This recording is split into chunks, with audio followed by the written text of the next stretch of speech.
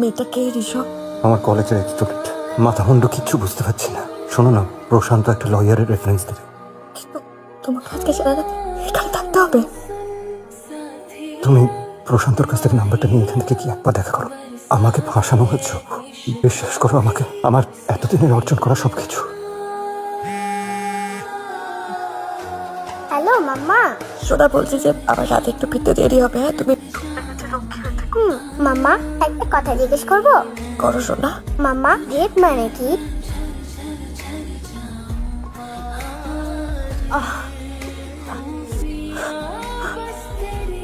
nurse,